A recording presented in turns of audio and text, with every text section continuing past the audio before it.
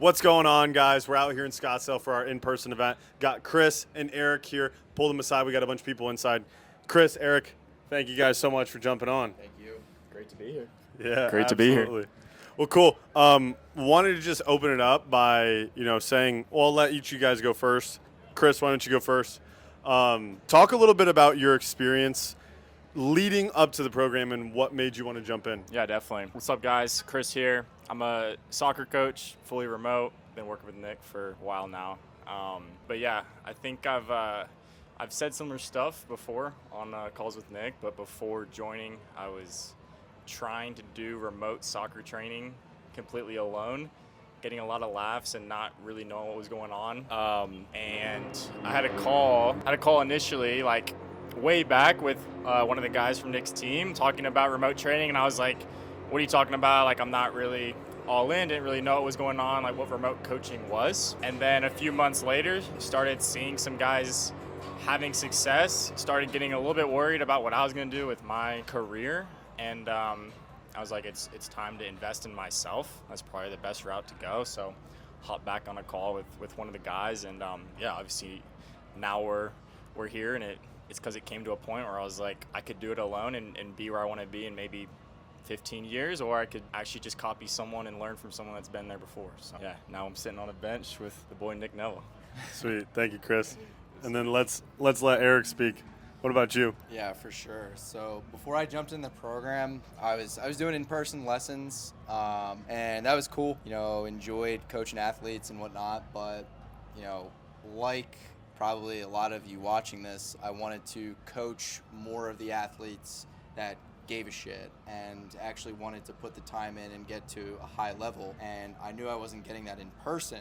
No disrespect to the clients I had in person, they were great, but I wanted to work with guys who really wanted to get better and try to make the jump similar to like I did. But I knew the only way to do that was through remote training, and I had actually done remote training myself as a pitcher in college, so I knew that's the route that I wanted to take. And I tried doing it on my own. I was posting on Instagram already, like training content, just of tips and tricks, stuff like that, posting my own journey.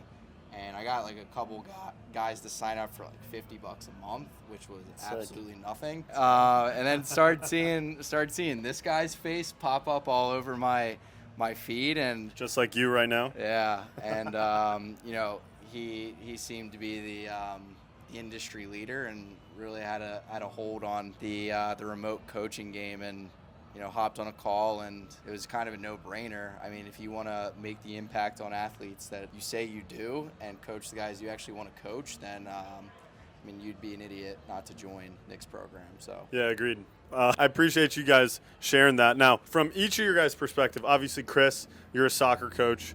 Eric, you're a baseball coach. From each of your guys' perspective, can you talk about the program itself? Obviously, there's a lot of conversation about the program and their clients and wins and things like that. What exactly is Remote Training University? As in like how my program works remotely. No, I mean like the program itself, like why you're here. Your program, how it works for me. Yes. Yeah, I mean, to be honest, for me joining, at first I was super excited for just like the new information and like the course, like getting to see obviously like the frameworks and like what I needed to be doing. For me, the thing that really changed the most, for a while I was just doing it, like I was following the course, I was following like the documents, and it got me to a certain point. And then when I really bought into the group community aspect, I really bought into actually like asking as many questions and learning from the guys who could answer things personally for me.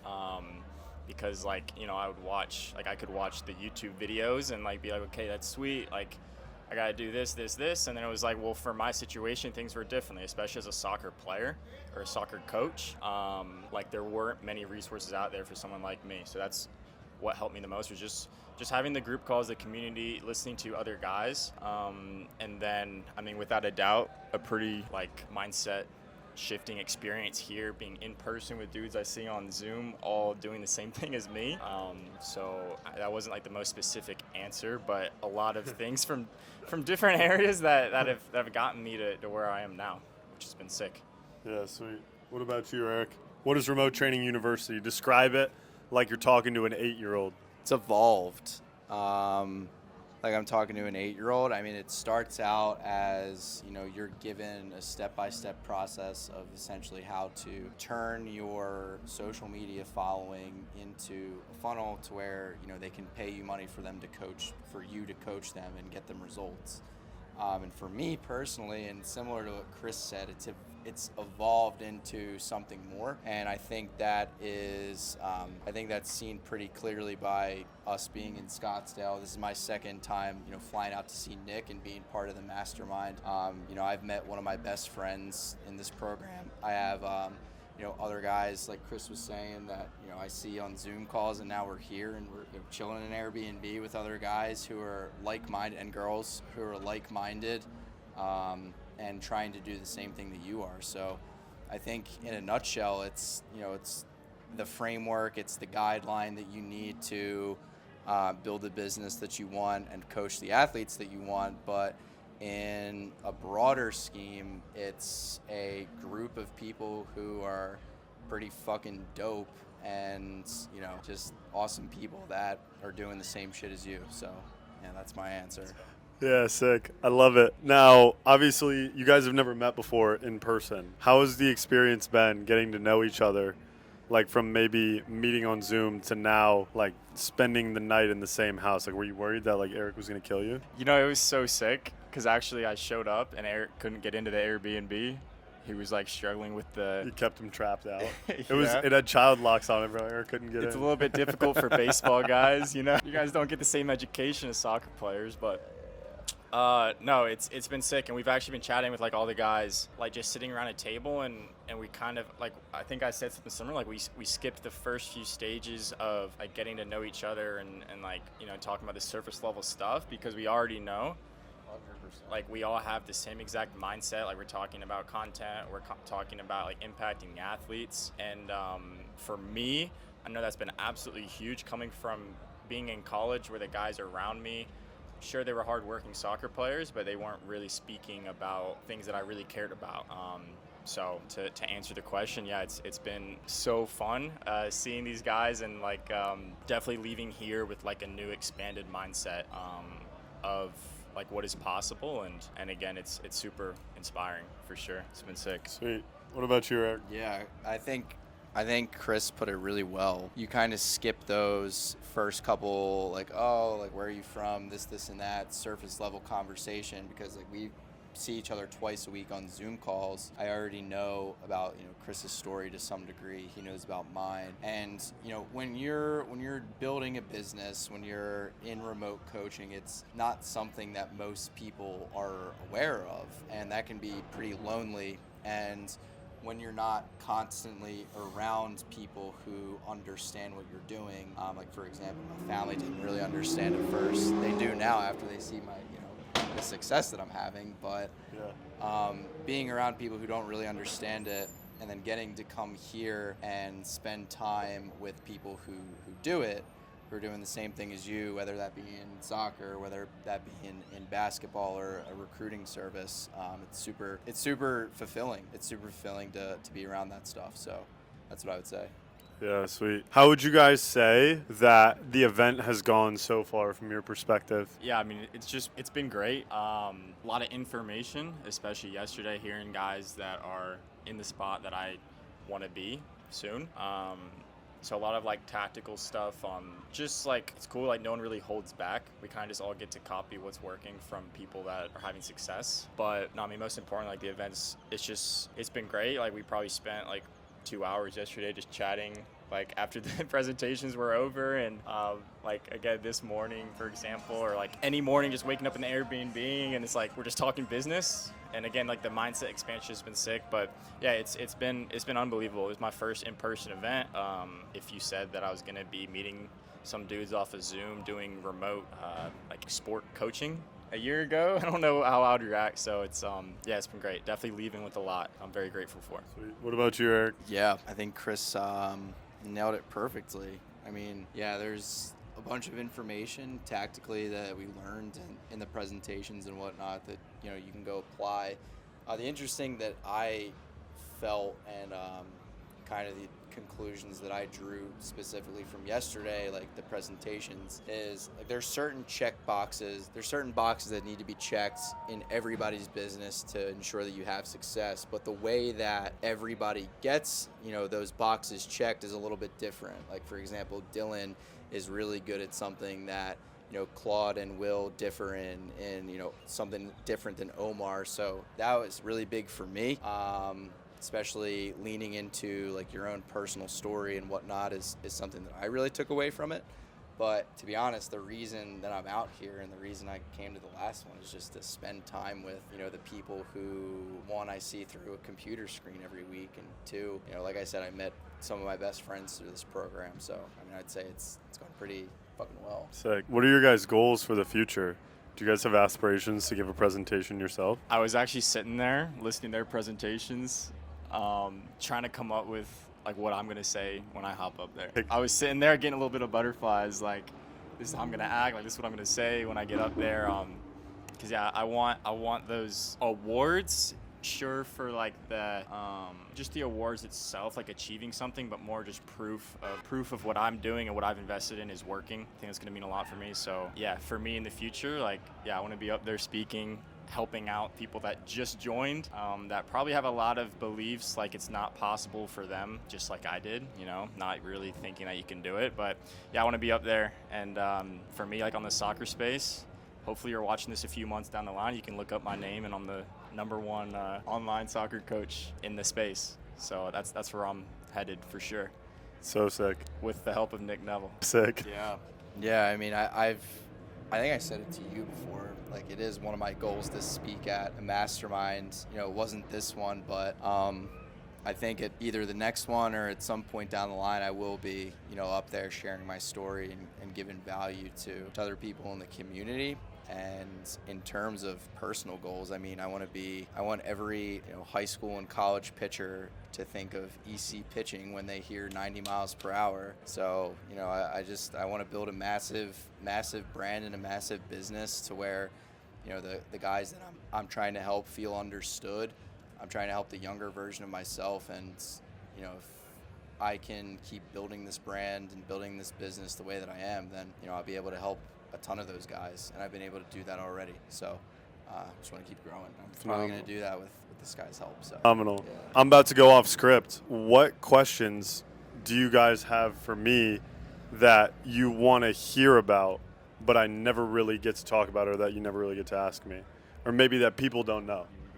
I'm always super interested in the mental side of, like you see a lot of stuff, and we even talk about it, like you gotta act like the person you want to become, you gotta visualize it and do it right. It's like, what would you say, I'm sure this would be valuable for who's watching this, like what would you say to someone that, it's easy for me to say like, oh, like you're chilling, like you've ran a business for a while, like you're in a good spot. Like how could you actually speak to the person, not that I'm not grateful for where I'm at, but I'm so ambitious for what's more. Yeah, I think a lot of people have this illusion that as you have more success, it's much easier to live a happy and fulfilled life. But all money does is it's an amplifier. The more money you make, the more you're going to come out as your true authentic self, which is why some people, they get a lot of money and they're a terrible human being and they treat everybody like less than, right? Everybody probably knows that rich guy who just treats everybody like less than. So if you understand that money is just an amplifier, then you'll also understand that no matter how ambitious you are, no matter whatever level you achieve, no matter how far you go,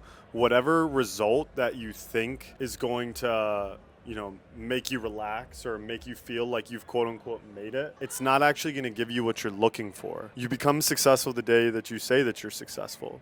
And that's entirely up to you. So I think it's fantastic that you have these goals, Chris, and I would love to give you a trophy and have you present at one of the masterminds. But it's going to be fleeting because as soon as you step off the stage, you go home, you put your head down at night, you're going to want the next one. So my advice to you would be to enjoy the journey because you're going to miss the times when you don't have a bunch of people that rely on you to pay their bills and put food on the table for their family. And you're going to miss the times when you didn't have hundreds of clients always looking to you, expecting you to know all the answers, because sometimes you don't. So enjoy every single step of the journey and appreciate what you're doing every single day and have gratitude for where you're at.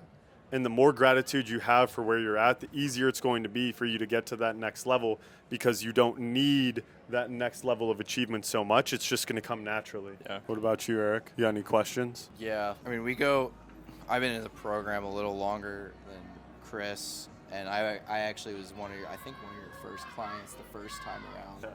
But like, my question to you is, we've talked about a lot of personal shit. Was there a certain moment where you knew that this was what you needed to be doing? Like, this is what you were meant to do. You know what I mean? Yeah, I kind of talked about it in my speech yesterday when I was on that flight back from Mexico, and I said that, like, I just accepted death, right? I was like, oh my goodness, like, I just accepted death. And from that point moving forward, I was like, well, I've been trying to fight so much. I've been trying to control so much and be somebody that I'm not in my life, pretty much my entire life journey. And I took a step back and I tried to figure out, like, okay, what am I actually doing here? And, like, what's really going to fulfill me and what's really going to light me up? And I started to look at the people inside the community and, like, read the wins that you guys were posting. And I was like, dude, if I'm not doing this, who's going to do it? If I'm not going to put myself out there and willing to be the guy to take the heat and willing to be the guy to, say it's okay to make money coaching athletes. You know what I mean? I'm wearing a Rolex and Cartier, like, sunglasses, and I'm in the shade right now. Like, a lot of people might look at me right now and think that I'm a douchebag. I'm wearing a sleeveless shirt, you know what I mean? But it's who I am, and I realized that I needed to lean in a lot more to who I am and my story and show other people that it's okay to be who they are. And the biggest aha moment for me, Eric, was I was kind of trying to figure out, like, okay, how do I be myself more? How do I actually find my purpose? Because up until that moment, it was all about money. Is when we were on a call and you told me that I would be a pussy if I stopped doing what I was doing. That's when it was really affirming, like, if not me, then who? Nobody else is gonna put themselves out there the way that I am. Nobody's gonna work as hard as I am. Nobody's gonna care as much as I do. So it would actually be a disservice to the world if I didn't live up to this calling that I can feel so deeply in my heart. Yeah. That's why I called you a pussy. Do you guys have any other questions? Okay. What do you guys want to say while the camera's still rolling? If you actually care about coaching athletes, if you actually want to make an impact on the world and coach maybe the younger version of yourself, or coach the kid that you currently see in person, that there's more of them out there, but you're capped with your time and your money, in person, you would be doing yourself, the world, and your ideal clients a disservice if you didn't leverage social media and remote coaching and pay this guy. Appreciate it. Yeah, I'm always going to stand behind mentorship, getting a coach, and investing in myself. And I've said this before, but that's exactly what I ask the athletes that I work with and help out. And it would be, again, I've said this before, but it would be hypocritical of me, and for a while trying to do things on my own, trying to, like, holding on to my ego, like, I can figure it out. And so if I was speaking, like, again, me maybe 12 months ago, graduating college, it's like, how selfish would it be of me to tell my athletes to work with me, ask questions for me, and use me, and seeing how valuable I am to the kids that are 4 years younger than me, just a few years younger than me, seeing how valuable I am, and how selfish would it be for me to be oblivious to the fact that there's someone that is on the other side of that spectrum for me. So I'd probably be, like, begging myself to take a big bet and believe in myself and what I'm doing as a coach, to believe that someone else can help me the same.